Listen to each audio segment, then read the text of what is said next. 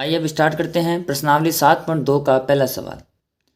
इसमें दिया गया है कि सेल के दौरान एक दुकान सभी वस्तुओं के अंकित मूल्य पर 10% बट्टा देती है। बट्टा यानी छूट होता है। 1450 रुपये अंकित मूल्य वाला एक जीन्स और दो कमीजें, जिनमें से प्रत्येक का अंकित मूल्य 850 है।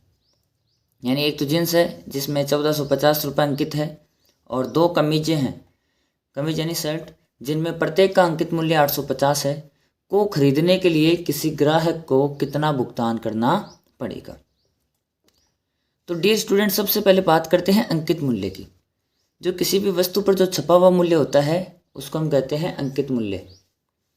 और हमेशा जो डिस्काउंट देते हैं यानी छूट देते हैं ना, वो हमेशा कौन से मूल्य पर लगती है? वो हमेशा लगती है अंकित मूल्य पर। तो सबसे पहले हमारे पास दिया गया है कि जीन्स का अंकित मूल्य,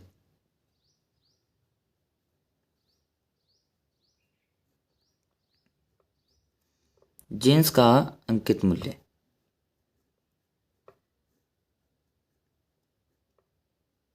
और जीन्स का अंकित मूल्य कितना है? 1450 रुपये।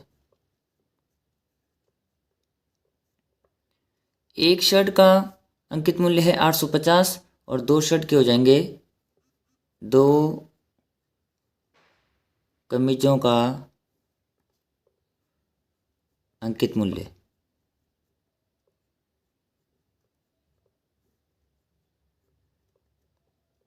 तो एक कमीज का कितना है? 850 रुपये।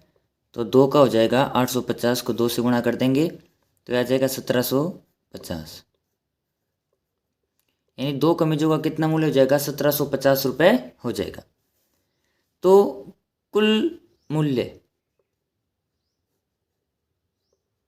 यानी जीन्स का और दो कमीजों का कुल मूल्य हो जाएगा 1450 प्लस 1750। सॉरी 1700 होगा यहाँ पर, तो यह आ जाएगा 1700, क्योंकि 850 को जब दो से गुणा करेंगे तो आएगा 1700 और इन दोनों को जोड़ने पर आ जाएगा 3150। यानी कुल मूल्य जो है ना, अंकित मूल्य, वो कितना हो गया? 3150 रुपये हो गया। लेकिन हमें तो क्या करना है? 10% की छूट दे रहा है ना, तो छूट प्रतिशत कितना है?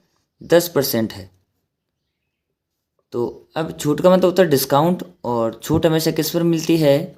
वो मिलती है हमेशा अंकित मूल्य पर। तो अब एक जीन्स का और दो शर्ट का अंकित मूल्य 3150 रुपये हो गया। तो अब इस पर कितनी छूट मिलेगी वो देखेंगे, तो 10% मिलेगी।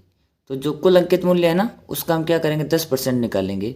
तो 3150 का 10%, तो 3150 का जब 10% निकालेंगे तो का मतलब हम जानते हैं गुणा होता है, और 10% का चिन्ह हटने पे क्या आ जाता है? 100। एक जीरो से एक जीरो कैंसिल, एक जीरो से एक जीरो कैंसिल। 315 को एक से गुणा करेंगे तो आ जाएगा 315 रुपये। यानी ये हमारे पास कुल छूट आ गई है कि इन पे कितना छूट मिलेगा। तो अब क्या करेंगे कि भुगतान की जाने वाली राशि,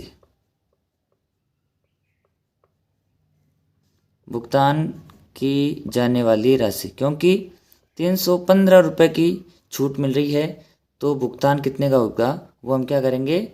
घटा देंगे। तो भुगतान की जाने वाली राशि